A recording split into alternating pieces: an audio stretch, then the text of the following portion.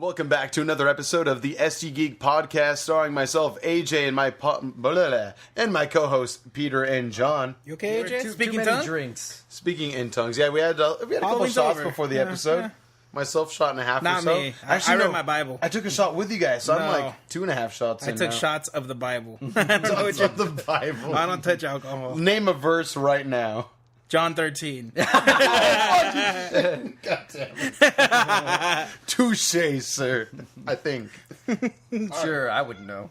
For those of you who aren't familiar with how this podcast works, we talk about gaming, news, movies, essentially, comics and stuff like that. Really, whatever the hell we want to talk about. Geek stuff, yeah. Nerdy, give you the itch. Shit. Exactly. Fun stuff. It gives you the itch. We probably talk about it a little bit. Right. Go back to episode 1 if you want to know what the hell we're talking about with that, though. So we do have a little bit of news going today. Also, our main topic later on will be Bohemian Rhapsody, the Queen / Freddie Mercury movie that came out just this past weekend as of the airing of this episode. So, guys, what do you feel about the news? Are you excited? Yeah. Some of it's exciting. Some of it's whatever. Some of it is pretty interesting. Yeah, it's up and down, but nonetheless, a pretty good amount of news. So, starting off things, John, you mentioned that the Halo series is about Master Chief, at least to a certain degree. Yeah, that's what the rumor is right now. It seems pretty awesome. I would like to know a little bit more about Master Chief, because from my understanding, they don't really go in depth with his origins, right? Well, there are some books in the video games. They don't, but in the books, they expand on his lore pretty much. His childhood, very much. His childhood, his upbringing. So is he like a super soldier? They are super soldiers, right? Yeah, they're like ripped from their childhood. Why is he Master Chief? Why is he the Master of Chiefs? He was kind of born to be that, if I'm not mistaken. So he's bred like that? Just he's Circle of Life, Mufasa, and stuff? Or? It's been a really long time since I've read these books, but if I remember correctly, nothing was really special about him in particular. He's just the last surviving Spartan. Oh, okay. Or at least he was, so he could have been, pretty average if there were other ones around. It's just he was the last one. Well, as of Halo 5, I guess there are other Spartans, yes. Which is Blue kind of team that's something, and such like that. That's something of a theme in Halo 5. They're kind of just like out with the old, in with the new. With Locke's team, they're kind of the new generation of Spartans. And then Master Chief. Again, it's just a subtle tone in that game where they're just kind of like, do we even need him anymore? Because there's us now. Yeah, and I liked Locke's team, actually. A lot of people had a lot of guff with Halo 5's campaign. I personally appreciated every little bit of it. I mean, Nathan Fillion being a part of anything will get me to play it or to watch it. Fillion it up, though. No, he was a bit too serious. You never see Nathan Fillion in a serious role. He's always just the weird, funny guy. Have you seen his new drama, The Rookie? The commercials for it look funny. It's a great show. I shouldn't say it's a great show, but I watched episode 1. I've been wanting to catch up on Hulu endorsement. Recently. Shouldn't say it's great. Well, okay, episode 1 is in the books, and it's great. I will definitely promote that episode for sure. Episodes 2 and I believe 3 is coming out this week if it hasn't already aired. They're on like episode 3 or 4. Either way, so far so good, I would say. I like Nathan Fillion. I just didn't like him in that game too much. I don't think his character was written very well. I feel the opposite, but I respect. But they did filling it up. But I think 343 Industries is just happy to have him as a part of the game again, the Halo series. So figured, why not just let Nathan Fillion do his thing? I guess. And write him as Nathan Fillion, essentially. Going back to Master Chief, though. Yes, please. Okay. Here's the problem I have with this. Yes. If the series is going to focus on Master Chief, because he's not a very charismatic character. He's just a blank slate. The video games have a trend to have a silent protagonist, and Master Chief, although he's not completely silent, he is pretty bland. Yeah. He's pretty one-dimensional. Yeah. He's talked more in the like last 2 games, but that's about it. But even then, it's not very much. Yes. So I'd be curious to see how they tweak that or how they adapt that into a TV series. Yeah. I personally feel like a TV series is the way to go with it, though, rather than trying to cram all the lore into one movie like a lot of video game movies have done, like we talked about in the last episode. It's just so little time to be able to get so much out of it. Agreed. And at least with multiple episodes, similar to what Henry Cavill's going to be a part of with the Witcher series on Netflix, I'm hoping that Showtime... for those of you that didn't know, this Halo series is going to be airing on Showtime so far. And I think that's the best way to go about it. That way you can kind of do chunks of lore at a time without having to rush through things within an hour and a half to 2.5 hour time frame. Speaking of The Witcher, did you guys see Henry Cavill's... They released an image of him as... the elf. Have they? He looks like an elf. Does he have a ponytail like Geralt does? Is it Of Geralt? Rivia? I don't remember. Oh, I really? just remember looking at it and being like, okay, that's a thing. Sure. Okay. No, I've You not haven't seen what he people looks like at all. comparing him to like the elves in Lord of the Rings and stuff? Oh, really? He looks just like Legolas. He does have white hair, the character, so that makes sense. Really, though? Does he look good as the character? Yeah, I mean, he looks pretty cool. All right. I don't think I'm going to watch it. Oh, really? Henry Cavill, I don't think I've seen any... I'm not saying he's a bad actor. I can't name anything I've seen him in that I've loved. Okay, I was going to say that you loved. Never mind. Yeah, fair enough. I mean, we all know Superman, I mean, it's pretty great, but I didn't love it. No, fair enough. But either way, I can understand your not liking or maybe not being totally excited for Peter with this Halo series. But again, if I'm getting more Halo lore, as someone that buys every single game of the series, including Reach and stuff like that and ODST, I'm willing to see what they do with this game or with this movie or the show. Just because I've been wanting a Halo movie for years, ever since Peter Jackson was going to be a part of it, right? That was like 10 years. And we got ago, the Neil man. Blomkamp short, which is amazing. Pretty good. I love that short very much. Out of all the live action Halo pieces that there are, I think that short is by Was that far my promotion favorite. for the following games? They did that, It was right? yeah, Like it was a commercials? prelude to Halo 3. It led directly into Halo 3. Is it that old now? Oh yeah. Wow. So that was like 2000. Which is my favorite Halo, by the way, guys. Halo 3? Halo 3. Halo 3 is pretty awesome. Multiplayer is great, fun campaign and such, good graphics. It was the first one on 360, right? Oh yeah. Yeah, right before Reach, or years before Reach, really. Mm-hmm. But yeah, no, exciting though, nonetheless. I'm hoping good things from it, really. Yeah. I mean, there's been... Okay, so besides that short we just talked about, there was also, I believe it was called Nightfall, which was a tie-in to Halo 5, starring Mike Holter, who was the guy who played Luke Cage. Yes. Oh, wow. Yes, I forgot about that. You're right. He played Locke, did he not? Or am I wrong about that? No, he did play Locke. Okay, yes. Have you seen the show?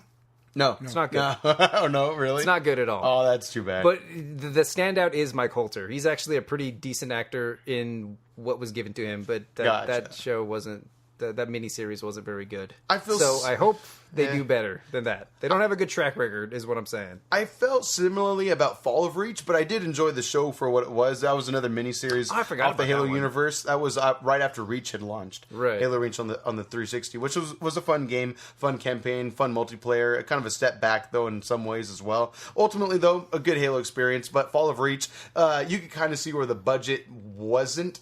And also where it was. It was okay with what they got. Did you guys ever see Halo Legends? No, the anime, right? The anime. No, I've been wanting to see that. It was on Netflix like years ago. I don't know if it still is or not.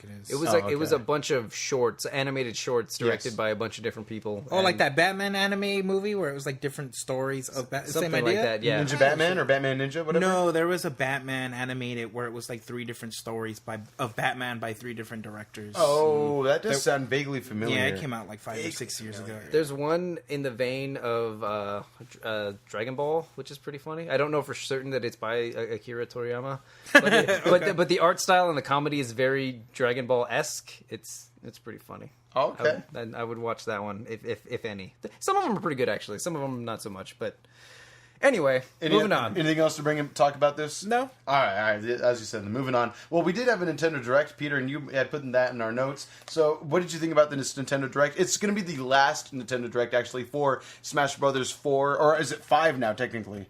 Depends on who you ask. Okay, it's Smash Ultimate. Smash Ultimate, essentially. Some would say for the Smash Switch. 5. Some would 4.5, if you will. 4.5. Yeah, that's true. Well, it's going to be the last Nintendo Direct we get of that game until the game comes out. I'm sure we'll probably get some little snippets here and there in future Directs once the game is released, as far as DLC characters to be excited for in the future. But which they've officially announced. Yeah, DLC characters. DLC that wasn't characters. official as it is official as of November 1st. Well, we get one free DLC character so far One that free we know DLC, about. yes. Which was?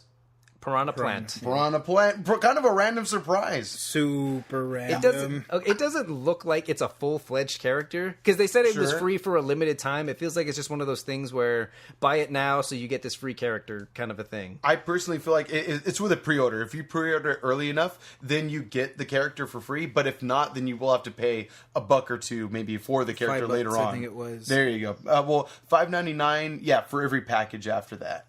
Because you can, it's going to be a total of 5 DLC characters paid. However, you can do the $24.99 bundle if you want. Now, I didn't watch the whole Direct, Okay. but from my understanding, when they said it was going to be $5 each one, it said prices may change, I believe is what it said. It's expected to be $24.99 for the Fighters Pack and expected to be $4.99 or $5.99 Right. per So character. if you already buy it, can they just be? Oh, actually, it's $5 more, and do you have to pay more out of pocket? I'm not sure that you could buy it at the moment. Yeah, Okay. it is, the Fighters Pack is not yet available. Good question. I imagine, obviously, once they do release it as being buyable, they are purchasable, then they will give you the Do you final think it's price. a mistake to give you an estimated price? I think if it's- they're willing if to they do that, raise they're it- going to keep it. I mean, I think it gives people a general idea as to how much they're going to be paying. So, I mean, unless the price change is dramatically different, I don't think people are going to care too much. in my experience of Nintendo products, I've never seen them change prices to where it's anything to be upset about at all. So I think Nintendo will do a good job of making sure that everything's And as then it you shows. got fanboys like Glenn who will play whatever money they Shut can up and for the take game. my money. Right, friend of the podcast. But yeah, I think it'll be a good time for sure. $24.99 if it is going to be the case for that. $24, right? $25 total was it? Yeah. For the I fighter believe pack, so. you get 5 characters, new stages, and new music with every character that's going to be released. I think it's a pretty good deal. The other 2 characters were Oh, Ken Masters. Ken Masters from Street And Fighter. that Pokemon that I don't know. Yeah. He's from Gen 7 Incineroar. It's the whatever. final evolution of the Fire Starter. I'm pretty excited. He's pretty much... He looks pretty cool. His archetype as a character within the main series game, he's what's called the heel character within a wrestling team, like with pro wrestling or WCW or what is it called now, WWE?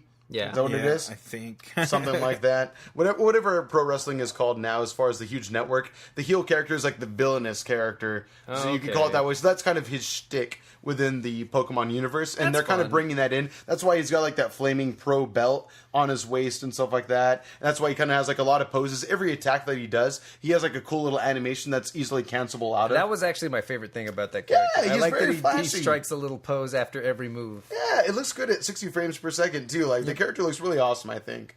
In his counter attack, which is like his down special, I believe. If you counter one attack, then he actually builds up more strength with his normal attacks and special and other smash Very attacks, so he interesting deals way more mechanic. damage. Yes, I'm Yeah. very excited. How did you like how they very subtly referenced the Versus series? when talking Yes, about Ken yes, Masters? with Ken Masters, Yep. right? Yeah, what is it? His Shoryuken? Yeah, It's a little more his flashy. Shinryuken, Shinryuken, sir. thank you. His Shinryuken, Pardon the me. which one is that the one that's Super that's flaming and That's huge. the Hurricane Kick one. Yes. That John's physically motioning towards. The Shinryuken is his Shoryuken that goes straight up and then spins in a circle. Yes. Oh, that's from part 2, right? Marvel vs. Capcom 2? Yep. Yep. The Oh, flaming shit. pillar. They said they modeled it after the Versus series because in the Street Fighter series itself, it's more so just like his fist goes on fire and he does a little Yes. twirly Shoryuken.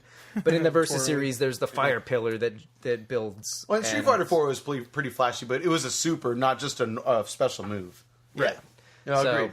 But that was cool. It was a cool reference, though. I loved that. It was pretty cool. It was brow-raising It's very for me. strange in that we live in an age where something like that can happen. The stepchild was brought out for a little bit of sunshine. Just A little bit of light. Like they were acknowledging that it exists, and it wasn't even Capcom; it was Nintendo saying so. Right, that's what I mean. It's so it's we live in such a good era for video games right Yeah, now. For We really sure. do. Oh, of course. Well, I mean, you get contemporary games that are amazing, like Red Dead Redemption 2, even though it's gotten some flack from its controls and other things. But then you have nostalgia from games like Smash Bros. As well. Did you guys hear the other Street Fighter little nod? Oh, as the well? Gaio in the training mode? Well, that's another one. I didn't even consider that. But yeah, we do have. Wait, Gaio in training mode. Guile is going to be a part he of the teaches game you how to as well. play neutral in the game. Like if What? if you like jump towards him, he flash kicks you. Is that what that was? Because I remember Yeah. during He's the also going to be a trophy character. What are they called? Yeah, the I don't assist have trophy. Assist trophies, yes. Because I He'll saw be him assist his trophy. assist trophy, and I like that he was just crouching there in the corner Flash kick. for like a really fucking long time. Right. And I know I played Street Fighter more so than you guys ever have, and Oh, you watch all out. fucking Gaio Crouching characters Guile fucking do. is something to be You wary Sonic of. Boom. Yeah, you And stay Sonic the fuck Boom. away. You don't jump towards a crouching Gaio. Mm-hmm. You don't do that. But it's part of the game. It's awesome. It teaches you how to play neutral. Did That's he crazy. Sonic Boom also in that trailer, or He was it does. only Flash Kick? I believe he did. Oh, He okay, did. okay, gotcha. He definitely did.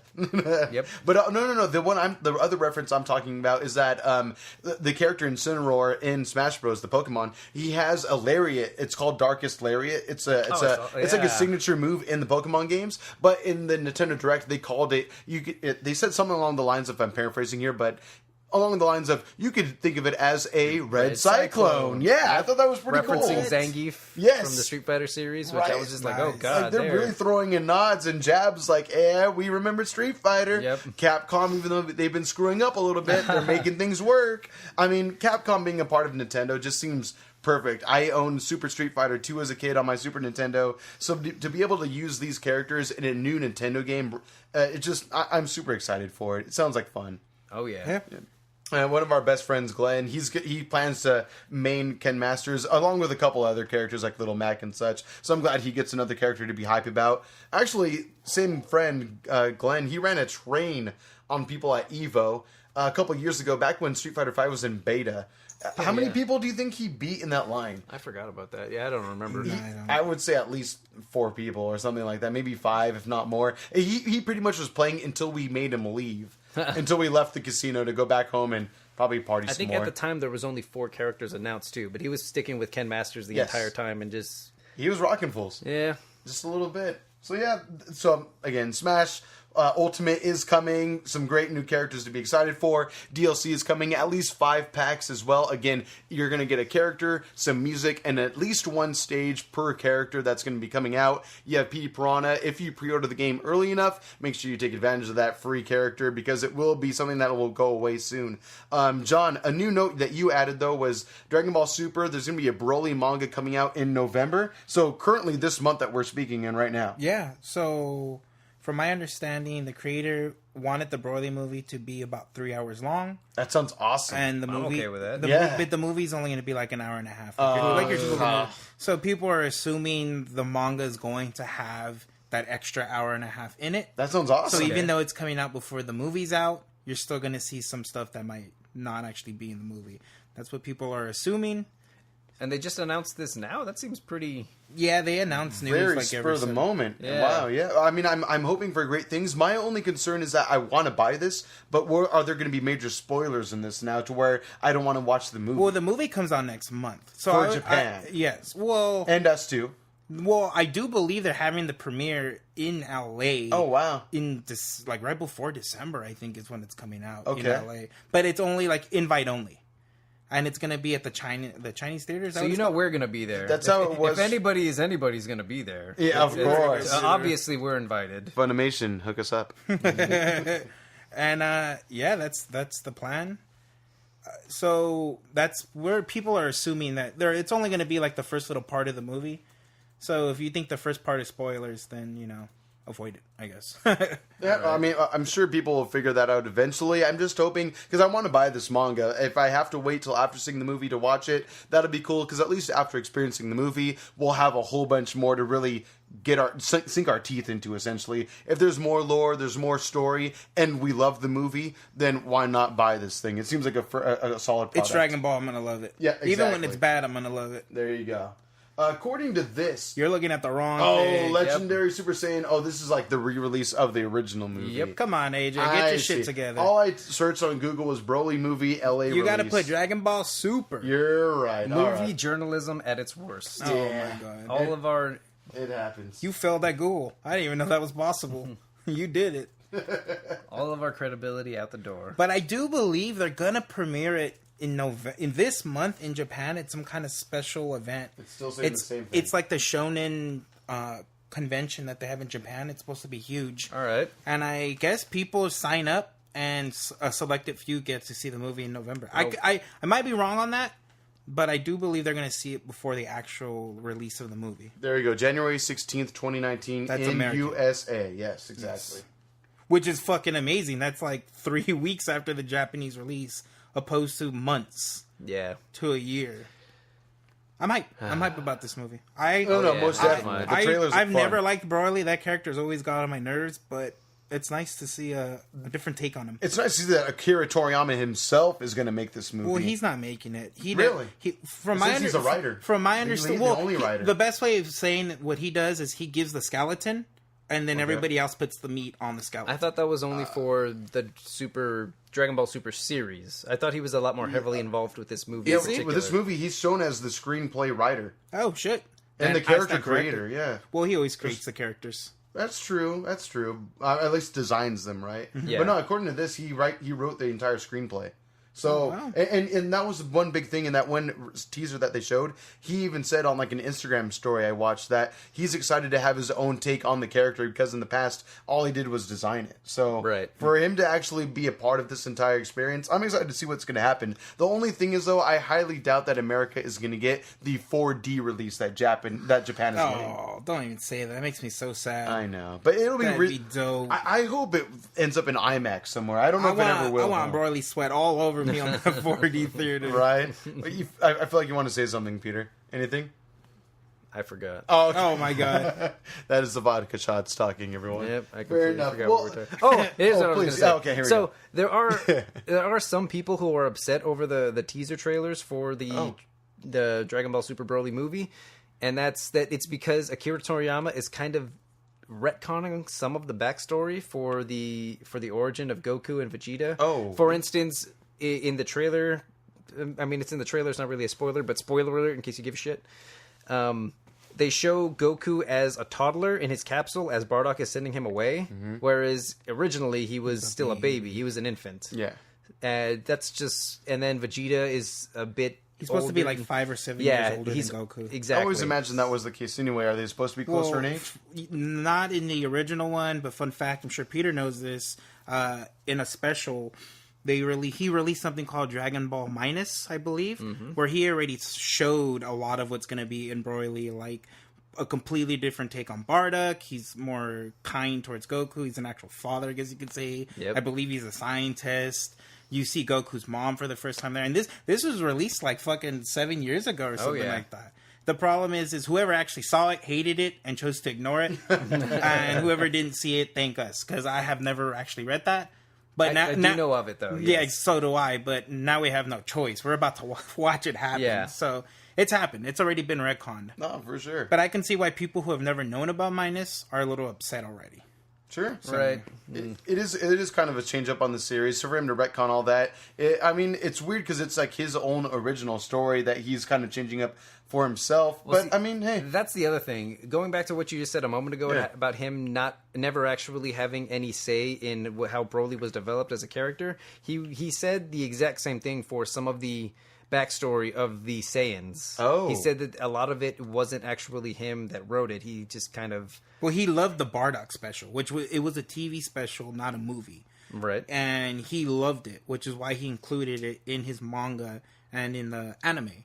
So already... It's a pretty good one, too. Fuck yeah, it is. I mean, he put it in his own shit. Yeah, it's the only thing he's put in his own shit in official lore that he didn't do himself. Yes, basically. an official canon, I guess you could say, right? Yeah. Well, from my understanding, nothing's canon in Dragon Ball anymore. Or the movies. Everything's all over the place. It's like the X-Men timeline. Yeah. Oh, watch quick bit number 6 or something like that. The most recent quick bit. You can find that on Instagram and on Twitter at STGeekPod. So shameless plug for sure.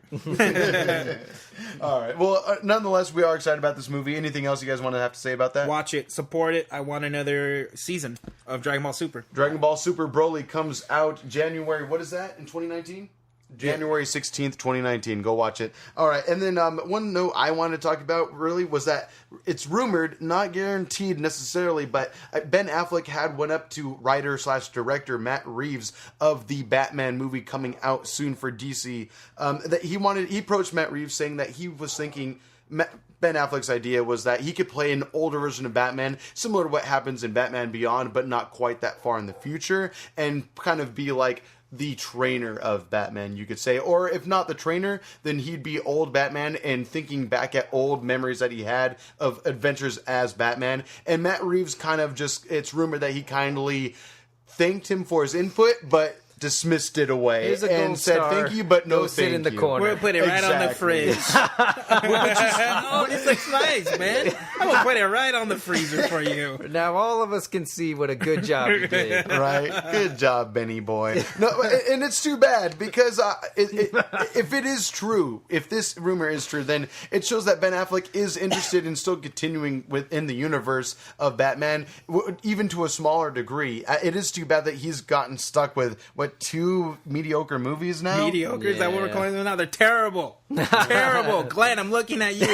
Terrible. They're not the best, that is for sure. I'll say that much. But yeah, it is too bad to see that if he does have true interest in becoming a part of the series or remaining as a part of the series, that he's kind of being ousted from it. Who knows? Matt Reeves might just take him back and be like, you know what, that does work. But I kind of respect the guy for saying that, you know what, this is my vision. It doesn't quite match with mine. So this is the way it's going to be. Sorry. If I were Matt Reeves, that's exactly what I would tell him. I'd be like, hey, you're the one that didn't want to write this shit. You're the one that gave it up. You're the one that didn't want to direct this shit. Like, it's mine now. Yeah. I gotta hold that. Yeah. Simple as that. Mm-hmm. And I'm sure he respectfully I'm assuming this took it. conversation took place after he got out of rehab. Yeah, probably. That must suck for him. He's getting out of rehab. He's all optimistic. He's just like, I got these great ideas. Batman still. Yeah, cool. And then Matt Reeves is just like, fuck you. Shit on your dreams. Yeah. God damn. No, that is too bad. But the thing is, for me, the reason why I say it's too bad is that I like Ben Affleck as Batman. I like him as Bruce Wayne. He's one of the better ones we've had recently. Out of like the last 3 or so. You think he's better than Christian Bale? Yeah. I like Christian Bale, but I think this isn't. I don't know if this is to Ben Affleck's credit at all, but at least with Ben Affleck as Batman in the suit, it wasn't just him trying to put on a gruff voice necessarily. There was obviously voice modifiers and effects within the suit that made him sound that way, rather than Christian Bale just going Deep for in his it. voice? He just Where is it? he went for it, and he went. You know what? That line in particular was the only time I liked him sounding like that.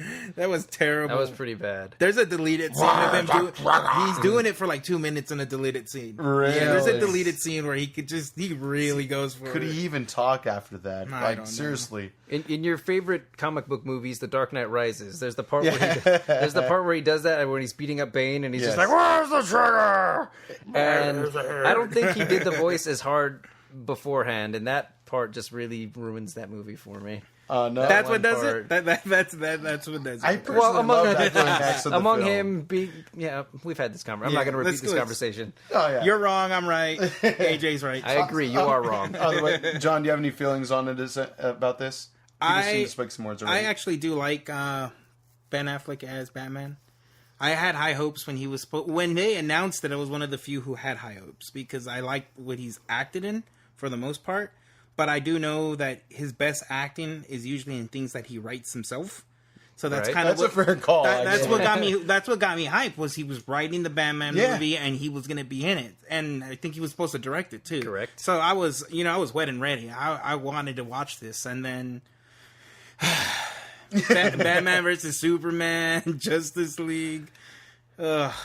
That's all I have to say. Like yeah, no, I respect that. All right, well, yeah, it is unfortunate, but again, Matt Reeves is a guy of great pedigree. He made Cloverfield. He wrote Let Me In. He's done some good stuff for I'll let you in, AJ. Oh, anytime, I'm ready. You just let me know when and where. But yeah, this is a guy who has a great pedigree. He's been able to turn franchises around and make them something. So Matt Reeves obviously has a good vision. I trust him with this series. Would it be nice to have Ben Affleck as Bruce Wayne? Of course. Can I live without him? No. Sure, that's fine too. I've heard that actually Matt Reeves might be leaning towards just having a younger Batman in general. No looking back, no flashbacks to younger Batman, just a straight up new character. The only problem with that is that we have recent movies within the current DCEU that has Batman as an older man.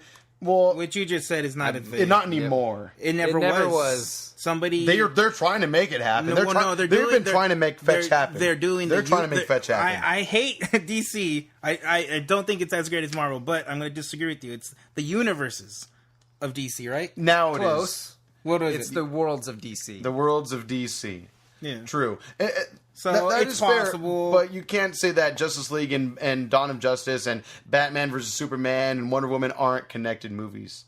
Of course they are. But exactly. I mean, in their world. But I mean, you just make a new world. That's true, and I think that's why Matt Reeves doesn't want Ben Affleck involved anymore. Is the sense that if they keep the same actor, the general audience, people that aren't super into it, they might be confused. In that, wait, we just had Batman with all these characters. Why doesn't he know them anymore? Why isn't he a part of the Justice League anymore? If they even decide to do that, if they keep Ben Affleck in, it could cause some confusion, which I think is unfortunate because it's kind of a waste of a great actor. If Warner Brothers builds their universe in a correct way, they won't have to worry about that. One of the things I was worried about with Infinity War was I was worried that they were going to hold the casual audience's hand. And they didn't do that at all. If you didn't watch a lot of the previous movies, you would have no fucking idea what's going on in Infinity War. You feel unwelcome to the whole thing. Yeah, exactly. So if they build their universe right, they can make whatever movie they want without having to, because it sounds to me like they're trying to cater to the casual audience, which you kind of have to do to make money. But if you build your universe in the right way, then it won't even be an issue. Like Marvel did for a decade. Did they really cater to the audience when they just made the Justice League and didn't give us any real backstories? I think they catered to the audience when they made all those horrible jokes. Oh, okay, yeah. When they hired what's his name to line it up, Joss Whedon. Joss Whedon, yeah. And Joss Whedon isn't going to be a part of the Batman movie at all. So I'm happy that Matt Reeves will be the one that's going to be doing this, taking the helm. Since Release Ben Affleck the Snyder cut. Oh boy, yeah, I would love to see what that is. If it's... I don't think it would be much better. I don't think it would be at all. Fair enough. It would be less funny, more disappointing. Probably. We love you, Zack Snyder. Oh God. All right. I love some of your work. Yeah. No, some of it's amazing. Some of it is groundbreaking. From the last 10 years, what do you think is his best? What are we in 2018? Was Watchmen? How that was like Watchmen fucking 15 years ago. Was 300 2007? How far? I think it was 2007. All right, then it's been 11 years. Sorry. He did really good things like 10 years ago. That's what I'm trying to say. Yeah. Sorry, Zack Snyder. We love you, though. I know. We hope everything improves for you in life. I know. Anyway, moving on. We do have the Zelda series in the works for Netflix. Oh, yeah. How you feeling? Mm-hmm. How you feeling, P Fresh? I'm feeling that. That's pretty cool. Here's the issue I have with that, and this kind of goes back to what we're talking about Master Chief. Is it Link? Almost called him Zelda. God. Link is a silent protagonist. He's just a mirror. He's silent protagonists, generally speaking, are just meant to be a reflection of you. You can project whatever you want onto them, and so to make a series. I mean, they haven't said that Link's going to be a part of it, but him being one of the main characters of the series, you can only imagine that he's going to be a main player. It seems necessary. So I find it odd that they're doing. I mean, cautiously optimistic as I am with most things. I really hope it's good. I'm a big fan of the Zelda franchise as a whole. Breath of the Wild was probably one of the best ones in recent history. Our best games in history, one of them. That's a bit of a stretch. Fair enough. No, I'm just kidding. It's pretty good. But yeah, I don't know how I feel about these video game adaptations trying to adapt games with silent protagonists. It scares me. That's going to be hard to pull off because, like you said, he's a silent protagonist throughout each entire game, except for those little PC games that were from back in the day. Do you know what I'm talking about? You're talking about the CDI ones? Exactly. Those ones that we should be forgetting Pioneer about. Made those? Panasonic? Something like Sony that. was supposed to do it, right? Yeah. And then Nintendo fucked them and I'm just- went with somebody Yeah. else. Mm-hmm. We don't talk about those. I'm sorry I brought them up. But but even still, I'm just hoping that if they do choose to have Link as the main character, that I'm wondering, are they going to give him dialogue at all? Are they going to give him lines? It would or be is he weird just to gonna hear remain... him have a voice, honestly. Yeah, and like the actor would have to be completely spot He doesn't on. have a voice in the games? He has a voice. He It's mostly goes, just... Yeah, exactly. Oh, So it's if Play it's Soul Calibur 2. He has a lot of things to say. So if it's in a that. show of just him screaming Screaming and Right? grunting, Like, geez, that guy yells a lot, but he doesn't really say much besides that. Which is the character. But I mean, but you love him because he's kind of you. That's why you connect with him. It's that, I don't know, just the adventures. It's more so the characters around you that build the story rather than Link himself. I would be more interested if they did the series like that, because there's a lot of lore, and I mean, it depends on which video game you go off of, but each one has a pretty rich lore. Yeah. There's a lot of different races, a lot of different characters that you can build off of. So if you build around not so much Link, but more so the world around him, I think that could be a pretty good thing. now correct me if I'm wrong, but the games don't connect, right? Some of them do, some of them don't. They have a timeline, but it's very scattered. Similar to what we talked about They with might as well X-Men. be in their own universe. There is Yes. technically a timeline, but they're so disconnected with the exception of a couple that are direct sequels to another. Yes. They might as well be in their own universe. For the most part, it's a prophecy where a hero is reborn time and time again throughout the ages. Yeah, and he has to conquer evil each time. So it could be thousands of years apart, so the world is so different and the circumstances are so different that, again, it might as well be its own universe at that point. But it still happened? Like, in the following games, do They they briefly bring up past? Yes, but it's mostly up until I think a few years ago. But when they released the Hyrule Historia, it was mostly on the audience to figure out what the timeline was and where each game fit in within that timeline. Yeah, so and it's very out of order. Yeah. Yes. Which one was rumored to be the very first one? Like in the timeline, I forget what it was. Was it not Wind Waker, but the one for the Wii? You mean the rumored or in the official? Official then. If Officially, you know it. it's Skyward Sword, Thank you. Like that the was the Wii terrible one. one, right? which is the terrible one for the Wii. I've heard from some people it was great. I've heard from even They're more wrong. people it was not very good. They're wrong. They're wrong. Exactly. It's No, horrible. I feel you. I heard the story was. I good, respect at least, your opinion, but that's all. but you're wrong. But you're wrong. I only played like 5 minutes of it myself. Maybe that says something. I don't know. So then, what's Yeah. the rumored one? The rumored one. You, what? you I said, don't know. You said you followed up with the rumored one or the official one? Oh, Is there a rumored because one? he mentioned. I thought maybe it was before. He meant before the Hyrule Historia, before the official timeline. Oh, I see. I okay. see. Okay. No. I had heard Skyward Sword once upon a time, and that sounds right. So yeah, Yep. according to the Historia, that's what it is. Yep. Okay. Does it make sense to you as a Zelda player? It does actually, in a lot of in more ways than one. And they break it down.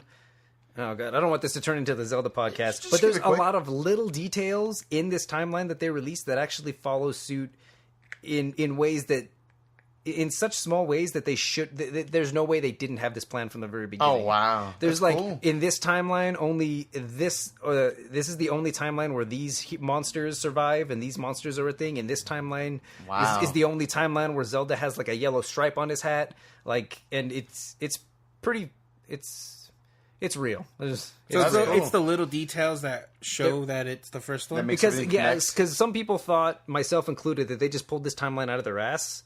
But it's those little details where I'm just like, holy shit, they totally had this thing planned from the beginning. That's pretty cool. I mean, I'm Yeah. sure there is a huge Bible of Zelda that they keep at Nintendo headquarters in Japan, so I would not doubt that at all. I mean, there's a huge Miyamoto. Halo Bible as well. So, I mean, I'm sure every character, every video game company or just movie company in general, whatever, production team that cares about their lore and their story, their inner lore and overarching stuff that we don't even know about, there's a Bible somewhere around that. They keep everything in notes and such like that. But that's pretty cool. I hope that Netflix does a good job. Is it going to be on Netflix, you said? Yep, Netflix. All right, well... Is this official? Yep. Nice. Well, all right, cool. So we have to look forward to The Witcher and Zelda as two gaming series that are going to be becoming adaptations on Netflix soon. So Netflix something TV to shows keep in mind. are getting good again. They are of quality. They took a bit of a dip, but they're Well, they getting got to good step again. up their game now that they're losing some Marvel stuff. Yeah, that's true. For real. I haven't seen it yet, but the Chilling Adventures of Sabrina, which is the Sabrina the Teenage Witch reboot, I've heard that's pretty good. That's pretty spooky. That's a Selena reboot? Yeah. Selena, I mean Sabrina. Sabrina? Yeah, it's a Sabrina reboot. Sabrina's. Yes.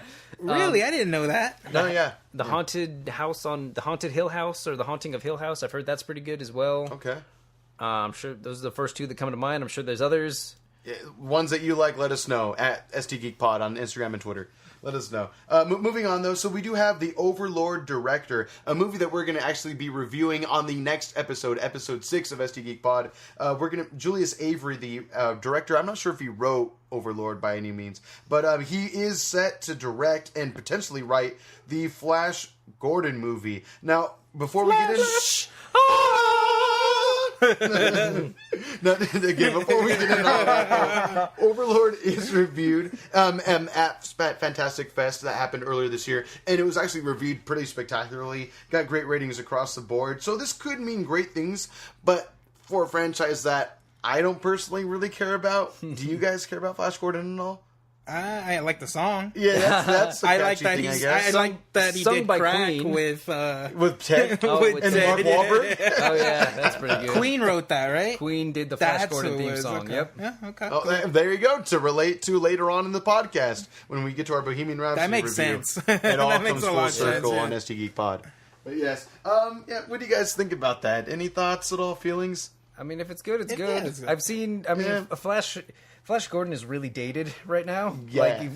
Like I'm sure it was cool when it came out, but it definitely shows its age. If I you heard try to people go back even and back watch then it. didn't like it. Though. Really? It came out at the same time as Star Wars, and Really? a lot of Yeah. the Jesus rip-offs. Christ! Star Wars, obviously. Well, Star Wars is Star Wars. At least the original trilogy. So, yeah. Well, a lot of shows people try to rip it off with their own. Makes sense. Like The Last Starfighter, if you've ever seen that one. Yeah. Mm-hmm. Great movie, by the way. But yeah. So ultimately, I mean, I'm happy that Julius, what's his name? Julius Avery is getting more work. That's great and all with like a, I guess, quote unquote classic property. But overall, I'm just excited to see what he's going to do with Overlord. I have not seen it yet. The three of us have not seen it. So next week, be sure to look out for that episode because we're going to have a fun time reviewing it. I have high hopes for Overlord for sure. As do I. Yes, all right. Well, moving on then, we do have the Falcon and Barney Barnes, a.k.a. Winter Soldier, series that's going to be coming up on the upcoming I believe Disney that's Bucky streaming Barnes. service. Bucky Barnes, what did I say? You said Barney Barnes? Barney Barnes? Sounds like a rapper. Not a successful one, but a rapper. My name's Bonnie Barnes. I don't know where that came from. Is that a typo anyway, or Falcon and Bucky Barnes, Winter Soldier, a.k.a. Yeah, the Disney streaming service. It's going to be coming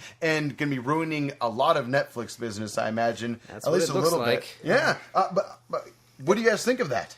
Holy crap! Well, there's a couple of things. Please. Number one, the fact that Falcon and the Winter Soldier are going to be teaming up for a TV show set after Avengers 4 makes me wonder what Steve Rogers' fate is going to be. Yes, That his Steve Rogers' best buddies are going to be off adventuring without him. yes. So that's pretty peculiar. And the both of them were Captain Americas at one point, right? In the comics, comics, yes. yeah. At different points in time, they were Captain America. They did take up the mantle of Captain America. I'm not sure if it's still happening right now, but just last year there was a Captain America run with Falcon as Captain America. Yeah. Yep, that was the thing. He was the more recent one. Mm-hmm. And Winter Soldier took over when Cap died, supposedly. After Civil War. Yes. After the comic Civil War. Yes, exactly. What about if the show is about them competing gut style? Have you ever seen Nickelodeon? Nickelodeon Guts? Yeah. To see who's the new Captain Only 90 America. kids won't understand. Oh, yeah.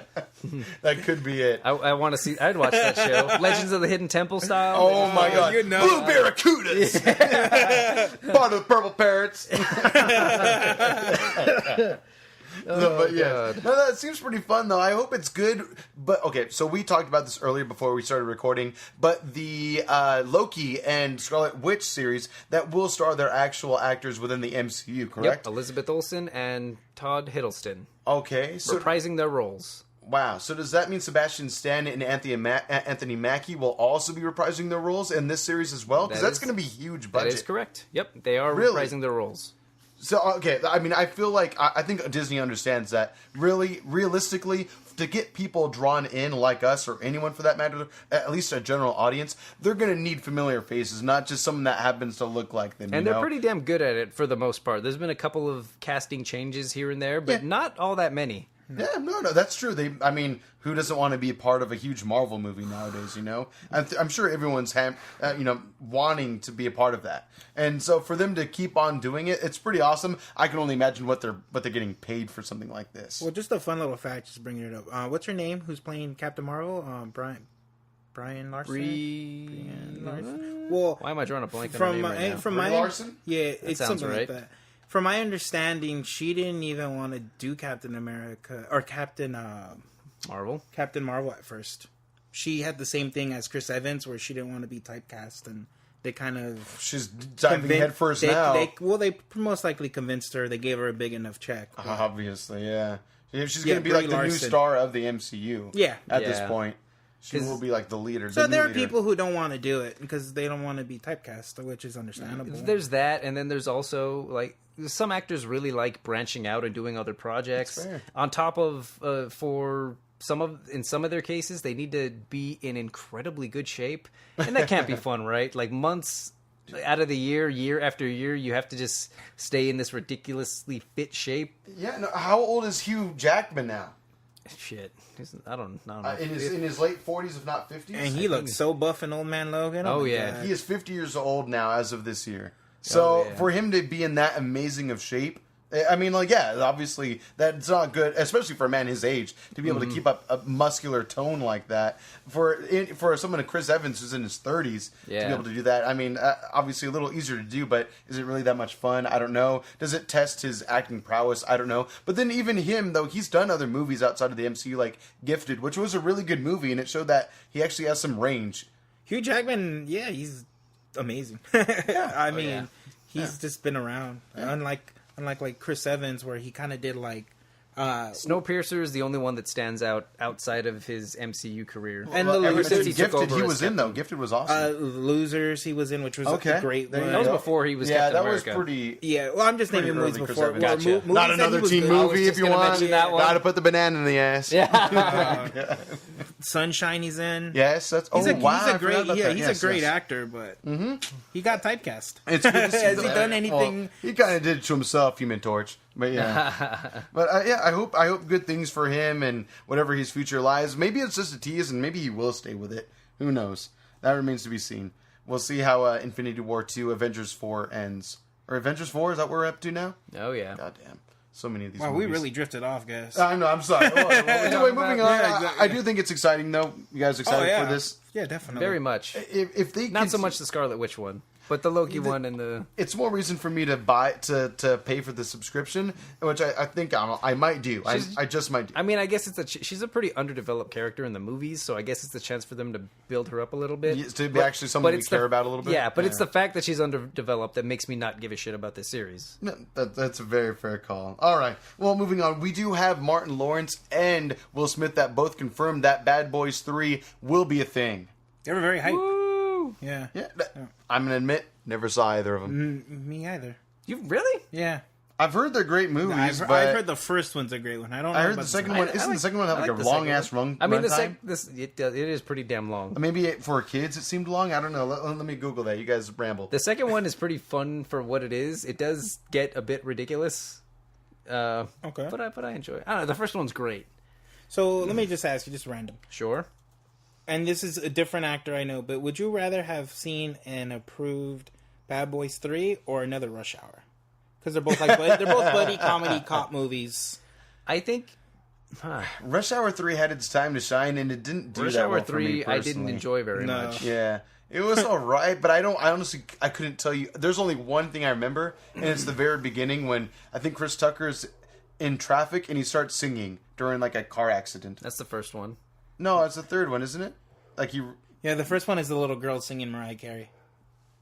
talking about Soo Young. Yeah, Soo Young. I can't believe you remember that name. I'm thinking. I just love the way he yells it. Soo Young. I'm thinking of the part after he blows up the C4 in that dude's trunk and he starts dancing in the Dancing? street. Is that not the scene we're talking about? I don't know. Okay, never mind then. I think the moral of the story is Rush Hour 3 was ultimately forgettable. Very. So going back to Bad Boys 3. Yeah.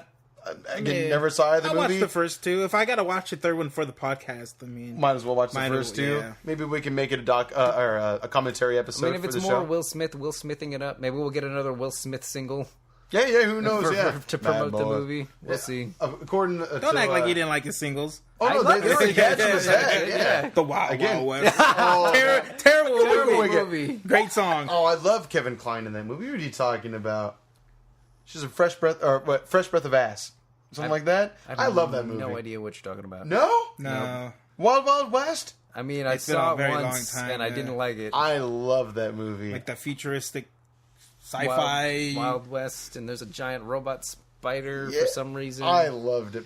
I'm sorry. It was good. Anyway, yeah. Bad Boys 2 had a runtime of 2.5 hours, essentially. 2:27. So Damn, that's a long time. Jesus, that is a long time. For an action movie. Yeah. For a buddy cop movie, I guess. They wanted to make it epic. I've heard it's okay. Again, it was never anything that drew me in as a kid, and I loved Will Smith as a kid too, so kind of surprised that Wow, it it never came caught out on with me. in 2003. Right? Holy shit. That's 15 years? Yeah. I'm surprised Goddamn. it was only that long ago. I thought it was older than that, to And be then honest with didn't you. the first one come out like 7 years before that It one? was like Something like mid that. 90s somewhere, yeah. So that makes Damn. sense as to why there's huge gaps, I guess, now, apparently. Weird that it took so long, but also not anything I was really, I didn't want it. I Well, Will wasn't pining Smith for kind it. of fell off the map for several years, right? He would just kind of do Yeah. one movie every 2 or 3 years, and then I was I kind of Well, feel that's like all he he had to chose do. that. Yeah. Yeah. I think he just wanted to do it because he wanted to do it. Like 10 pounds, is that the movie that he 7 pounds? 7 pounds. 7 pounds? I think he just wanted to do it because he thought it was an important movie to make. Was he The in the Pursuit Netf- of Happiness. He was Pursuit in of that Happiness, Netflix great show, movie right? though. Bright, Right. which, It was a which I movie? have not seen, but It's I've okay. heard is awful. It's But okay. It's I've just heard okay. from casual viewers, it's a good watch. It's a good watch. It's a good watch. If you have nothing else to watch, watch it. It's Oh cool. man, I have that too just- much to watch. Yeah, exactly. That's It's way Zelda, down on the my list. friend. It's Zelda. I'd rather watch that than Bride again. I'll say that. But no, it's worth a watch. It's all right. It's kind of like Training Day with orcs, essentially. That's what it looks like. Yeah, that's all it is. Training day Anyway, works. I don't know why I'm not sold on that immediately. I know, The right? trailer didn't do much to pull me in. Moving on, we do have a Gladiator. Gladiator. That's a new way to Ooh, okay. Gladiator. Sequel coming out, directed by Ridley Scott, once again, creator of the Alien universe, etc., etc., etc. Thoughts on that? Gladiator was a good movie. It was a great movie. Never For seen its time. Really? Never seen it. I've never That's seen it. a good Epic one. film. You should really see that one. I will I've say heard- there's a little bit of age, but not much. Not much. I mean, it's a period piece. How bad could it possibly age? I think I'm more thinking of like the cinematography of it. Okay. There are some scenes I hate when. But this is just something that a lot of movies do that throws me out of the experience every time. It's usually like there's like a dramatic moment and there's like some ethnic person singing in the background, and then like the frame is dropping. The movie's like dropping frames and everything's in slow motion, and it's kind of ridiculous. It's a very Okay. 90s / early 2000s things to do, and you still see it in some movies today, especially with smaller budgets, and it's just a way of making drama happen, and I'm just not a fan of it. Ultimately, though, a good movie, well acted by Joaquin Phoenix. This is Russell Crowe's, like, at least in my opinion, his breakout film. It was like At his least magnum people- opus. Yeah, oh, for sure. And he's done great work since then, but this is, like, again, his magnum opus. This is something that everyone remembers Russell Crowe for. Yeah, Oh, yeah. but is Gladiator 2 something to be made, or necessary to be made? I don't think so, especially if you know the ending of Gladiator 1, which we won't Could necessarily you look spoil. this up for me? How old Yeah. is Ridley Scott at this point? God, he's got to be in his 60s, I would imagine. I think right? he's even older. I think he's in his 80s. All right. Well, any Like- feelings on Gladiator 2? Gladiator 2, it feels like it's unnecessary. Yeah. But honestly, at this point, I don't. I was gonna say the guy Ridley who's making Scott's it- kind of losing his freaking mind. He is old. Like, I'm gonna he's- say 86. I'm gonna say 86. What do you guys think? see the- I'm gonna did you see say. age? I did not. I'm gonna say 83. All right. Where What we did I at? say? I don't think you, You said said anything. 60. Oh, you 60? did say 60. You guys are way closer. He's 80 years old this year. Damn. Goddamn. So, yeah, he... Look at his face. But, you know, he's 80 years old. He's probably He actually tired. looks pretty good for 80. Yeah, he does Well, actually. he looks like he's a little mad Full right head of there. hair and everything, I guess. But it is a little disappointing. But maybe as an 80-year-old man, he kind of just wants to make what he knows. You know, he's revisited the Alien universe how many times now after the first two came out? Why? In recent year, he directed the last two Alien movies, did he not? Prometheus, yes, and then what, Covenant as well. Which I Yes. haven't seen. Covenant was okay. That's It was what all I right. heard. As It was okay. as I thought of Prometheus, it was okay. There were some parts that were cool, and other parts that I just felt like dragged. He has a habit of getting good actors for his movies, though. I'll give him that, because they all believe in him, and in the end, the movies are just not what they should be. Did he write Covenant? Because I have a memory that he did. I'm not 100% sure that I'm right, though. That is a fair question. Because if- I'll look that up while you guys talk. If he did, then I have a problem with him writing anything at this point. Was it not that great of a movie? Here's the thing: it was an okay movie, like AJ said. I agree with that. It was okay, but there was parts like Ridley Scott is he has a legacy. He's written and directed a lot of awesome movies, which I am a huge fan You of. did not write it. Go ahead. Okay, then that makes me a bit more optimistic because there's moments in Covenant where I'm just like, how like How? the characters are just so fucking stupid for no reason whatsoever. They go to this alien planet and there's oxygen, and then they just take off their masks and they're just like, okay, just because there's oxygen doesn't mean there aren't contaminants. There's not fucking Yes. alien parasites or bacteria that can fucking kill you. Why are you all just fucking taking? And then there's I don't know. I don't want to go on too much of a rant. I'll say this. This is the same thing I said about the Halloween movie. It's just classic horror movie fare. You know what I mean? Like, everyone has to make bad decisions in order to enable the plot to go on and everything. And so just insanity ensues once the obvious mistakes are made. It's something that probably wouldn't happen in real life, but to drive the plot forward, If your it's main something that has to characters are happen. supposed to be scientists, Yeah. which requires a certain level of intelligence, you would think that they would think about this kind of shit. Or maybe Charlize Theron, don't run in a straight line when a rolling spaceship is rolling after When you just fucking move to the side and dodge the complete... I don't know.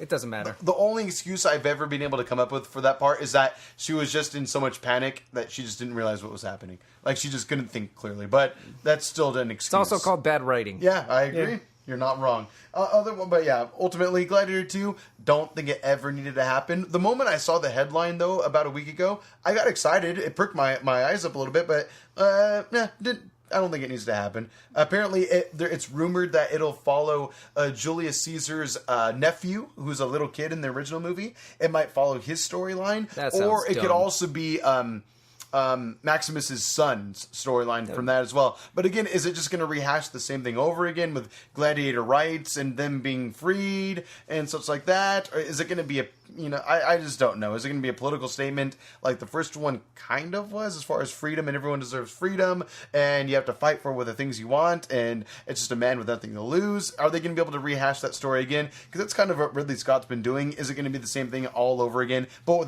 with another universe? I don't know. But I don't know. I really don't care that much. Yeah, we'll see. Yeah. Any other words on that? No, we'll see. I think I've rented enough. Cool. Okay. Pardon. I think I did too. Pardon. So, we do have the PlayStation Classic full game list revealed, as Peter had mentioned. Yeah. So, what were some of the bigger games that you guys know of? I believe Resident Evil was on that list. I'm going from memory here. I believe Resident Evil, Metal Gear Solid was on there. There's Crash on it. No, that's Crash a big Bandicoot disappointment, actually. Really? Well, there are a few big disappointments. I feel like the reason Crash wasn't on it, as well as Spyro, is because they just released the trilogy. But it doesn't matter. I mean, it's still like a throwback. It's a very classic game. I suppose, but I mean, if you can replay it with better graphics now, who's gonna be excited to play it in retro style? You know what I mean? No. Yeah, very good point. And they're kind of inexpensive too. The new Crash series. That just got re-released, and Spyro's coming out too with a huge re-release. That looks amazing in 4K, actually. That game looks really good. Grand Theft Auto, that looks pretty good. Grand Theft Auto, Intelligence Cube. Final Fantasy VII is going to be part of it as well. Which That's I love. A huge game. That probably takes up most of the memory, honestly. Rayman. Wasn't that like a 4-disc game? Yes. We have Rainbow Six. Twisted Metal. I forgot about that game. Twisted Metal. Wild Arms, a great JRPG. We also have Super Puzzle Fighter 2 Turbo. That'll be fun. That game is fun. That'd be a fun little party game to play. Maybe as a let's play for this show. Maybe. Siphon Filter. I loved that one. That's a good one. That's the game I always wanted to play. I always saw it at Blockbuster or Hollywood Video when I wanted to rent games, but I never rented it as a kid. It's missing so many good ones though. There's Rayman, Oddworld, Abe's Odyssey. That was always fun. I like that one. Metal Gear Solid. Did you guys mention that one? Yes, I did. I love sure. Abe's Oddworld, which is great. But then there's some that are just like, who the fuck gives a shit about Tekken Wild 3? Arms? Tekken 3 was like the first great Tekken game. I'm not a fan of the franchise as a whole, but I understand it's staple in video games. I think Wrong was first put in that game. I could be wrong, but yeah. I don't even know who that is. He's the guy that does a lot of kicks. He's the kicky boy. Okay, kicky boy. Anyway, okay. Ridge Racer Type 4. Yeah, Ridge Racer. But yeah, Ridge Racer. I imagine that some reasons as to why certain games aren't on there is licensing problems as well. Your Tomb Raider, your Dino Crises 2, your Dino Crises 2, I have a list there actually. Symphony of the Night, Castlevania. Stuff that you wanted on there, great. but isn't on there. Do you not think those, because some of those Silent games Hill, Legend of Dragoon, Mega Man Legends, Dragoon. Parappa the Rapper. I literally am just reading a list of games I really aren't a lot of those I'm games really on other surprised. consoles though? Like Tomb Raider's on Dreamcast, Dino Crisis was on Dreamcast, Legends is on 64. I can't imagine Sega still owns Dino Crisis. Because these games that are official, are these PlayStation exclusive games? Not like Final Fantasy necessarily, at the time, were they? They could have been. You may be right. Rayman definitely was. As Metal Gear was Solid Resident was. Evil. Final Replica. Fantasy, I believe, Tekken was 3 definitely was. So as then well. that's why you're not getting those games. Yeah. Legend of Dragoon was.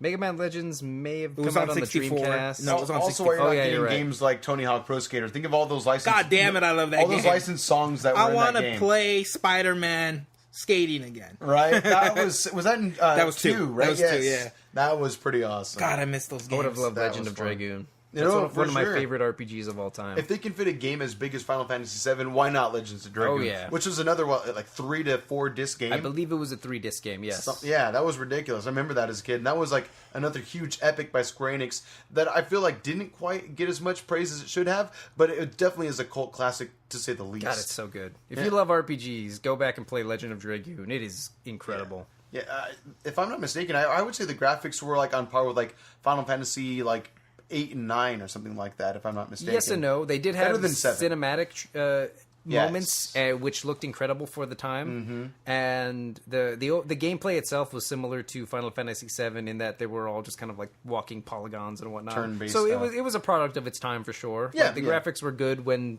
they required them to be. But if you like classic JRPG like mechanics, that's a great game to go with. Oh yeah, with can't lovable recommend it characters. enough. Great art style too. Again, a little lacking in the polygons back then. Yeah. But again, for the for the huge CG movies that are there, or cutscenes, they look great. Music is good, story's good, Game's really good. Yeah. The game's good. For sure, the game's good. Very good. All right. Well, I think that about does it for news, guys, which is good because we're about probably over an hour in at this Jesus point. Yeah, Christ. we're at an hour now. So let's get into much it news. with one final chunk, which is going to be, again, our review on Bohemian Rhapsody, the Queen / Freddie Mercury story. I personally had an interesting time with it. I have my thoughts. Peter, John, any feelings on it? As far as, like, we're going to start off with no spoilers and then work into spoilers from there. I mean, it's kind of hard to do this with a biopic. It's something that's already happened within history. We all know Freddie Mercury. We really he probably didn't make it. Not everybody knows his history, so I feel like you can spoil bits. Okay, fine. You know what? With other movies that have a narrative that, you know, isn't history, we will probably do no spoilers and spoilers. With this, we'll just go full out then. Why not then? Yeah, because Does I that mean, make the more sense? non-spoilers is they've made a band. They made a lot of music. They broke up. World they're famous. back together. Yes. Then, I mean... Fair enough. All right, well, how did you guys... Ruining the movie, John. All right, well, we He start- dies, Peter! He dies! No what? Well, we start off the film, and it's like it's kind of a foreshadowing of what the fame will be of the band, and then it immediately jumps from that to Freddie Mercury being in his early 20s, meeting the band that was once called something else. I don't know. Smile, is that what it was? Yep. Oh, thank you. Terrible name. Yeah. And, you know, they, as you see in the trailers, they lose the lead singer. Freddie Mercury approaches them, hey, I can sing. What do you guys think? And at first they didn't believe in him. And then he ends up being amazing just from the first time that he sings to them, which I imagine is how it originally went in history. I don't know how that story really went. There are some, for the most part, it's faithful to the events. Cool. Is later in the movie, they kind of play with the timeline a bit as to when certain events occurred. Oh. But that is actually one of the things that they changed. Originally, Freddie Mercury he actually knew the band prior to them losing their lead singer, and then after they lost the lead singer, their lead singer, Freddie was just like He was the replacement. he was conveniently already chummy with them, so they were just like, hey, you can sing, join us, and that's kind of how it went. Gotcha. Okay, that makes sense. Well, in the movie, he did at least mention that he's been following them for a while, Right. and he knew Yes. about their occupations and such like that outside of being a band. So I thought that was They kind of probably cool. did it just speed it up. Yeah, like, of course. they're not Yeah, going get it to out of linger the way. on it. Storytelling. Yeah. There's a few things that they changed even later on in the movie that just made it a better movie. They played with history a little bit, but it makes, again, for an overall better movie, more I think. cohesive story Exactly. throughout. And now I think John worded it really well, is that they sped up essentially what certain plot points were. For me, though, at least the first half of the movie, I felt like it was a little too accelerated for my taste. I kind of wanted to, I mean, as someone that I consider myself somewhat of a musician over the years, I kind of liked, I was looking forward to seeing the struggle of the band, how they came together, what their story was, you know, going from rags to riches. And I feel like you didn't really get that in this movie. It's more like they play one opening show and then boom, they're world famous out of nowhere. And I didn't really feel the fame until the second half of the movie. The first 30 minutes are very fast. I'll agree with you 100%. The pacing was a little off for me. In the beginning, I think it was. It had good charm, though, I thought. I had fun. Yeah. But it was just a little a little fast. Yeah, because they tease. There's a part where Freddie Mercury first goes on stage and he gets called a packy by somebody in the audience, Yes. and they kind of tease that might be an ongoing struggle that he goes through, but they kind of just brush that off. It's mentioned maybe once or twice throughout the movie later on, but again, they kind of just speed through a lot of the early year stuff. Mm-hmm. Until all of a sudden, again, they're world famous and they're kind of playing shows and writing albums, and there's a slight struggle with writing albums, I guess. John, what did you think about the movie? I thought it was great. I do agree. The first half was the first bit was sped up. Yeah, I liked it. I'd watch it again. I don't think it was my favorite biopic, but it was good. What would be your favorite biopic? That's a good one. I mean, I love the Buddy Holly story, but NWA, that one was NWA was very well done. That one was very really good. well done. I would say better done maybe than this one. Another movie that isn't necessarily a biopic, but that just came out recently within the similar, like I guess you could say, somewhat musical drama genre would be A Star Is Born, starring Bradley Cooper and Lady Gaga. Did you guys end up seeing that one? No. I actually do want to see that. So do I. But I haven't gotten around to it. As someone who has seen it, I will recommend it. I don't want to overhype it for anyone here or for you that's listening, but it is a very similar movie as far as artists trying to grow and make it and become famous, and then they have fame and such. Anyway, just long story short, I feel like A Star Is Born does a much better job of making this type of movie, a drama / musical type of movie. And it's not like characters are singing between scenes and all that to get from one plot point to the other. It's just when there are musical bits, A Star Is Born does it way better. For one matter, Lady Gaga and Bradley Cooper sang the songs within the movie live as the movie is going. Whatever scene you see them singing, they're actually singing. It's not lip syncing like what you saw in this movie. Now, I will say this though. I mean, I will say Star Is Born is the better movie between these two. And do I feel like those actors deserve perhaps even the Oscar nomination / the actual win? Yes, I think so. Within the drama field, there are probably other better drama movies this year, but and I don't know if Bohemian Rhapsody is going to really pull it off. They might get better the win for musical and comedy, but overall, yeah, Bohemian Rhapsody did not do as well of a job. Yeah, I didn't care for the characters as much. Yeah, it was a little, I don't want to say underwhelming, because I did think the movie was great. I just thought it was going to be better. And don't ask me how I think it was going to be better. I just thought it was going to be better. But how? Just tag me, PG Chava. Tell me how you think it's going to be better. But I really did think it was going to be just a little bit better. I do feel like the title of the movie is Bohemian Rhapsody, and they fucking sped through that. I mean, I guess it was the most they spent on a song, but they sped through it. At least they brought it back in the end of the movie, which was nice to hear that song. You only hear like the intro of it, though, and then I think right at the end he plays like the ending of it. Right? He plays the beginning right before the breakdown at the Live Aid concert, which is actually how it went in real life. They were faithful to that Live Aid concert. Very much, which like, was awesome all the way through. You get like a full Queen concert at the end of the movie. Spoilers. I thought they were going to. I thought they were going to cut away or like a freeze frame ending kind of a thing, right? As they walked on stage and then do the whole like, oh, this many years later, this happened to this person. But no, they gave, like you said, they pretty much gave us a 20-minute Queen concert right at the end. It was badass. Oh yeah, it was very badass. That is one scene I will say is worth the price of admission. Easily. I will see that movie again for that scene. That was the very first scene that they filmed for this movie. Oh, wow. Can you believe it? Yeah. That is really interesting to think that they built their characters in that amount of time, and then that was the first display that they showed on set with like them as the characters. But I thought, what's his name? Rami Malek. I think he was a great Freddie Mercury. Oh, very 100%. convincing. I'm not saying anything against the actors. I just think the story was a little bit rushed. Again, I wish I would have seen a little more music struggle, because that's what musicians do. You don't become a pop star overnight necessarily. Not even back then. Back then, it was a much slower process. There was no social media. You got on the radio, and then from the radio, you got to hopefully go overseas, and that was it. But you don't really get that nowadays. Well, even without social media, I feel like certain bands, if you got the attention of some high-ranking executive, that process was still very, very fast. Sure, maybe so. But yeah, I mean, for all you know, it wasn't that quick of a process. Maybe it was. As soon as Freddie joined, they were in it. Well, it did jump to like a year later, it was 1 year, and they were still doing kind of smaller shows. And that's when Freddie was saying that, no, like we need more. And I respected him for that. He took him the initiative to sell their touring van and then get more money to actually record a studio album, which I thought was a pretty cool move. But then, like you might have mentioned, John, I think you mentioned it, was that the whole recording of Bohemian Rhapsody was a fun scene. But I wish I could have seen a little bit more playing around. It was a fun scene to see. You kind of see him play a little bit of it when he's laying down with his woman at the time. Yes. When he was into women.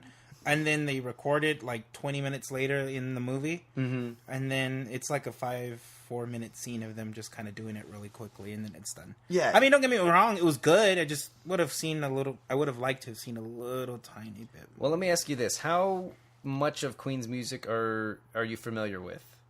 I probably know like 7, 8 of their songs. That's a pretty good chunk. Yeah, That's yeah. more so than most people like. I grew up, Killer Queen was my favorite song as a kid. But, like, the first song I ever heard was probably, like, Killer Queen, We Are the Champions, We Will Rock You. I didn't learn about Bohemian Rhapsody till, like, a few years after being a kid. I was You never watched Wayne's World? I know, come on, man. No, that's true, but I didn't know that movie for that. I knew that movie because of Stairway to Heaven. Or no, Stairway What to about the Heaven after whatever. YMCA scene? I think that's part 2. That's part 2. The Part 2 of shitty Wayne's World one. was... I liked both as a kid. Yeah, but as a kid, I love both of them. Speaking of Wayne's World, how funny was it that Mike Myers was in this movie? I didn't know that was him Yes! until after the movie. Right. That was Mike Myers. I was like, why shit. is this guy so funny? And I hate him as a character, but he's hilarious. Right. Mike Myers. Right Yes. at the end where they're playing, and then you see him sitting there. He was like their first record producer or something like that, or their first EMI, something like I that. think Yes. was the name of the record. Yeah, you'll forever be known as the guy that let go of Queen or lost Queen, whatever. Yeah. And then they fucking break the window, take that out of our royalties. Yeah. That was a pretty cool rock and roll moment. There were a few of those, and I loved when it actually came to struggle. It was just never musical struggle necessarily. It was more like the inner demons of Freddie Mercury and him learning how to live with himself as a human being who was a gay male back in, the 70s and 80s? Very hard, I imagine, as a man that went through that. And so I did feel like through that was when the drama of the movie really did grab me. But again, it was more like the latter half of the movie that I really cared about. The first half was fun and it had its charm, but ultimately rushed. I really cared about the second half. That's where I cared about the character. I wanted to know if, how he was going to go on as a musician and whether or not the band was going to, spoiler alert, bring him back into the fold. But yeah, it was a fun movie. I had no idea he released solo shit until that yeah. movie. I looked it up right when I got surprised. out. I was like, what? Was it good? I didn't know that I think either. they were actually hits. Okay. Like he had 2 or 3 actual hit songs, but nothing like Queen status. Gotcha.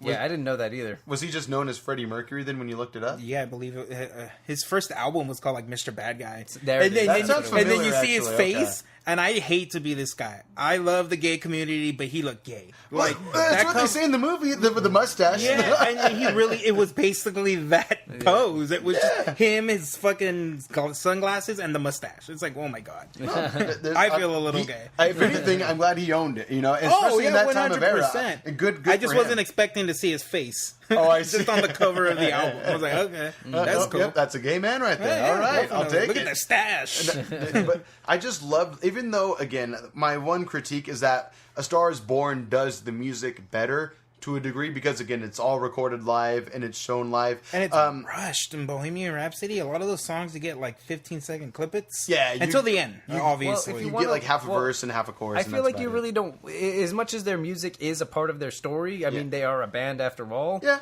I mean, you're not really making a movie about their music. You're making a movie about them. Their story. More so about Freddie Mercury. Like, if you want to listen to their music, you can listen to their music. it. That's fair. And let me ask you this. Do you, AJ specifically, since you're the only one that's seen A Star Is Born, do you think that, is your opinion that A Star Is Born is a better movie have, at least in part, to do with the fact that that's more of an original story?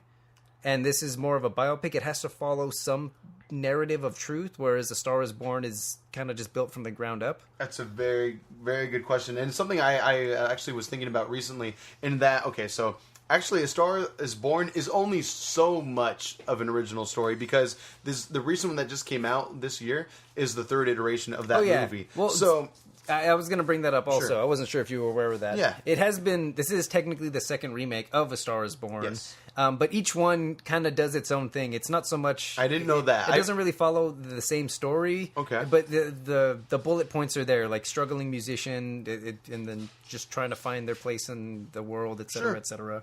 Well, to answer your question, I mean, I could see that maybe a Bohemian Rhapsody had more expectations because, again, a lot of people do know the history and story of Freddie Mercury and Queen, at least people that were born of that time and around for that era of music and such.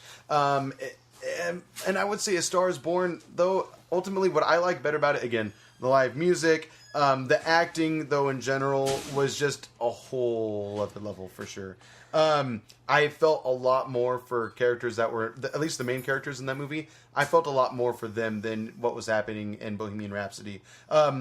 And again, it's not so much a struggle about rags to riches. It's more about, again, them living with themselves, which Freddie Mercury went through. And again, I got emotional through Bohemian Rhapsody. Don't get me wrong. There's moments that were really fucking sad. It was really sad, and I'm glad that times are different for the LGBTQ community, for sure. I'm glad for that, very much so. But I'm not sure if I'm answering your question. But I will just say that I connected more with the characters of A Star Is Born. The music was done better, and maybe A Star Is Born was better because they had a more clear roadmap as far as the basic gist that the story was going to go through from beginning to end. At least maybe the big plot points of the film were probably hit throughout the movie from the original tellings of A Star Is Born. All right. But again, Bohemian Rhapsody had that too. There's the beginning of the band, there's the fallout of the band, and then there's the resurgence of the band. And somehow, and then it follows along Freddie Mercury throughout those arcs as well. And so I just think A Star Is Born did it better for the reasons I listed. I'm sorry if I'm not being as specific as Well, I it's should hard be. for me to agree or disagree because I haven't seen the movie. Yeah, so. no, again, I look forward to you guys' opinions on it. And again, if you that are listening have your opinions, STGeekPod, Twitter, Instagram, hit us up on Gmail as well.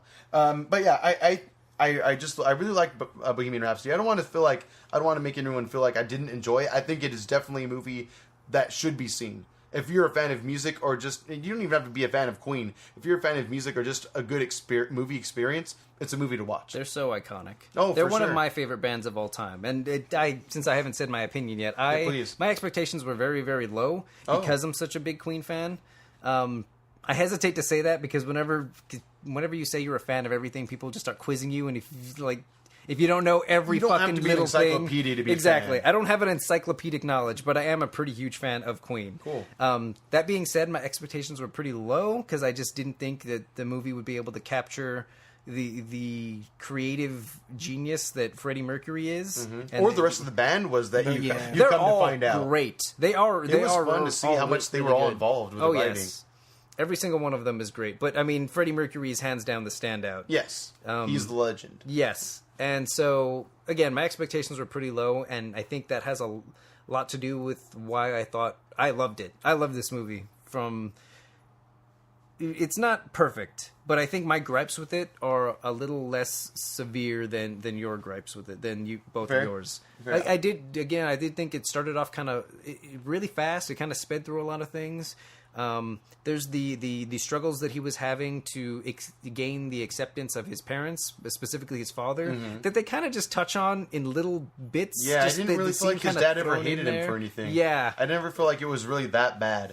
And maybe in the real life it certainly was, but I never got that from the movie. Yeah, they kind of show that a little bit in the beginning. Yeah. There's this one quick moment of his dad reading in the newspaper about him being gay, maybe, and then there's the resolution at the end. Right but they at the really end. don't flesh that out at all. Even when he was reading in the newspaper, he didn't seem very upset about it It just anyway. kind of seemed like that's a thing. Right? If Yeah. anything, I felt like, at least the way the movie portrayed it, was that he was more upset, that his father was more upset about his career path rather than how he chose to have his sexuality. You know? Right. Or not necessarily choose, but his sexuality in general. Yes. So, yes, I would say, yeah, there wasn't much of a struggle. I mean, it was a nice moment when at the very end, before Freddie Mercury goes on stage and leaves for the concert, that, his dad and him have a loving moment. That was nice and all, but again, it didn't feel totally necessary or warranted just from the way their relationship was He got portrayed. a lot of shit done that day. He met his Yeah. gay partner. He mended things with his parents, and then he did the show. did the live That's aid, a lot yeah. going on in one day. Right? That was one thing I thought was pretty strange also. Busy day for Freddie Mercury. Oh, yeah. That's what the movie should have been called.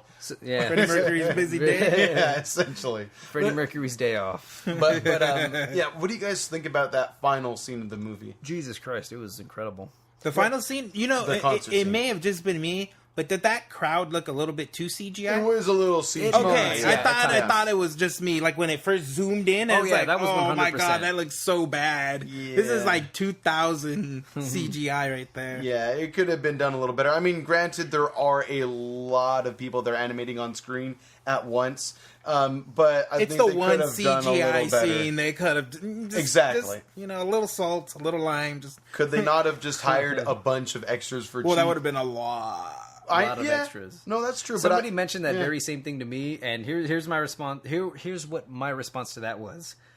you would need filming a movie takes multiple takes, take after take after take. So you would ask a crowd of extras to maintain that level of hype and energy throughout multiple takes. Who's going to take God knows how long? That would just. But never I mean, work. that's not even. It's a also thing. what you're getting paid to do, though. Look at, I know it's a completely different movie and it's a way bigger budget, but look at like the Avengers. I mean, that war was nothing but CGI characters and they look great. Yeah, it's true. That's a fair example of how CGI could have been done. CGI, you don't need to hire extras. Just do better CGI, slightly better. Well, I was mainly addressing the question as to if could they have just gotten extras. Oh, there's no way because they wanted to show that they filled up a scene, so that the concert. Yes. Again, that was one part that kind of would take me out of. I would always wonder. I was like, wait, are they real or not? No, that's not real. Yeah, and but the scene itself, the rock show itself, it was fun. Yeah, it was very well done. It felt like I was at a show. The body language. Oh yeah, most definitely. I was bobbing my head. As someone who's watched those videos of Queen performing at Live Hey, Aid time yo. and time and time again, they recreated almost to a T, almost like down to the minute. Like they skip a couple songs, but besides that, it is Rami Malek doing all the mannerisms that Freddie Mercury does. That little jump before he goes on stage every time. That was so cool. The little fist pumps that he does, like everything is just exactly, or at the very least, like 99% accurate to how that performance actually went. Agreed. Which is incredible. Yeah. A very good climax to the movie. I will say this, and again, I'm sorry to harp on it. It's just that he is a very, very good lip syncer. I will say that for sure. Like he was able to. I'm sure he studied the hell out of Freddie Mercury doing the live stuff, because it's one thing to lip sync maybe to what the album recordings are, but when it came down to the live stuff, Freddie Mercury sometimes would shorten some words or elongate others or enunciate further with certain words that he didn't do on album versions of songs, and he did that. The actor actually did that, which I really commend him for. I thought that was really awesome. But again, it's just one thing that took me out. And it's probably only because I saw A Star Is Born, is that I'm like, he's really good at lip syncing this whole thing. When again in Star Is Born, single thing you watch, they're actually doing it, and so it's more real, it's more raw. I just appreciate it a little bit more. Again, it might be because I'm a musician snob or something like that. I don't know, but well, it was okay. Fine, I'll take it. I'll own that. But I'm just saying, but. It doesn't take. I don't want to say that what they did for the Bohemian Rhapsody wasn't good. It just, I wish they could have gone the extra mile and hired maybe someone that not only looked like Freddie Mercury, but also sounded like him too. That's a very difficult. Yeah, feat. I wouldn't. I mean, they could do it with Led Zeppelin, and not only Led Zeppelin, but also why can't I think of the band? Don't Stop Believin', Journey. If Journey can do it, why can't they do it for Freddie Mercury as well? There's got to be at least one dude out there that sounds stellar like Freddie Mercury. There's an artist named Mika, if you haven't heard of him before, which think you have. Of course. He sounds very similar to Freddie Mercury. Yeah. I don't know if but you'd be then able to raises do a the huge rendition, but yeah. But then the other issue would be, can he act? Yeah. Fair. I think you're stressing too much about the singing. Maybe so. I mean, that didn't bother me too much. That was one of my biggest fears going into this movie, was I was going to be worried that I didn't buy Rami Malek as Freddie Mercury. Oh, but that was kind of the case for the first 20 minutes or so, but then after that, I just totally forgot that I was even watching an actor. He was Freddie Mercury to me. I felt for that character very much so. His struggles were insane. Again, it was just more the live performances that irked me. Everything else in the movie was fun. I loved the other band members. They were really cool actors. Except the bass player, he didn't talk. He was like Henry Cavill in Batman vs Superman. He had 10 lines. Like they joke about, he just gives a lot of weird looks throughout the movie. Yeah, that's about He just cracks a joke here and there. He kind of reminded me of Jason Segel when his hair was long. I could see that a little bit. Do you guys recognize that bass player? No. I believe I know who that character, or other movies he's been in. And he was more of a child actor, if I'm not mistaken. Really? Did you guys ever see... I could be wrong completely. I think you might be. Let me He was see in The his Social movies. Network? John Stamos. Joseph Mazzello is his name. Oh. Yeah, it is him. Did you guys ever see that movie, Paper Brigade or anything like that? Never heard of it. He was the little kid in Jurassic Park. Holy In Jurassic shit. Park as well. Wait, what the fuck? Not Paper Brigade. I'm thinking of a whole other character, but yes. It's a little kid from Jurassic Park. The one that says he peed his pants or he threw up a little bit. Oh, shit. That Dr. Grant actually liked. Shit. Yeah. How the fuck did you recognize? He looks completely different now. He, especially as an 80s rock star, or Yeah. 70s, 80s rock star. Yeah, totally looks different. But no, that's him. I was like, that motherfucker, I know him from somewhere. That was him, yeah. He's another. A few other kids movies as well. There was a movie called Star Kid. I've seen Star Kid. Yeah, it was a great Star Kid. It was a very goofy movie. Probably kind of like Steel, like Shaq Steel, right? Yes, he was in like the that. same kind of Steel robot alien. It was a bodysuit that came from space, and it actually grows to like him, and I've he seen controls that numerous amount of times. Yeah, Me so it's too. Venom. Kind of, but Sounds and like just Venom. as good too. Okay, so not good, not very good, I should say. You could say that at PG Chava if you disagree or agree. You can give him agreements at too. PG Chava. Yeah, moral of the story. Do you want to talk about life or days? PG Chava. So back to Bohemian Rhapsody for a moment. I'm not sure if you guys have much else to say about it. As far as rating system goes, if you want to bring up more, feel free to. But rating system goes, would you say skip it, rent it, buy it? Like I said, for yourselves personally, it's not my favorite biopic, but it's still a buy. I loved it. I thought it was great. Okay. It's a definite buy for me. Wow. Because I think Rami Malek did such a great job portraying Freddie Mercury. Mm-hmm. His struggles were very well, maybe relatable is not the right word. But I mean, they could maybe not for you personally. Maybe not for me personally, but they're very grounded in reality, and they're very... those struggles still exist to this day. They're very relevant. That's the word I'm looking for. They're very relevant. Unfortunately so, but you are right about that. I'm going to personally say rent it. Just for the fact that I think, again, I had a fun time with this movie. I think the struggles were shown very realistically. At least as his personal demons and such. But I could see myself maybe renting this maybe once every couple years just to watch the live performances again, especially that final scene. Again, I know I have my gripes with the fact that it's not actually live music being played, but it's still live recordings that, again, are lip-synced very, very freaking well. I respect that very much. So it felt like I was watching a rock concert, and I look forward to turning up my TV or sound system and just having fun watching that over and over and over again. Do I feel like it's worth keeping in my library forever?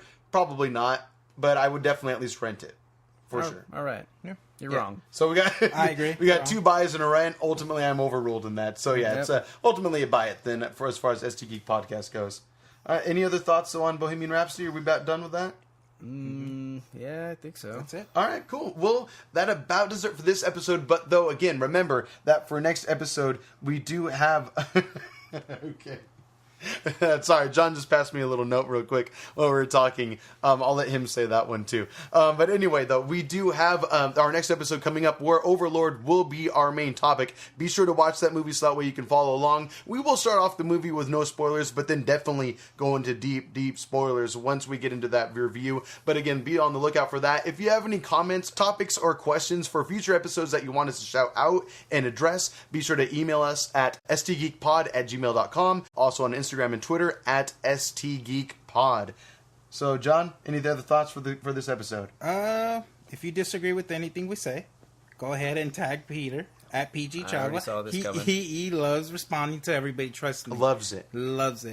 Besides that, thank you for listening to Straight Trippin' Geek, and hopefully you guys will be listening next week. Words of wisdom, Peter? Nope. At PG Chava. At PG Chava. Later. Check. Check. Check your booty.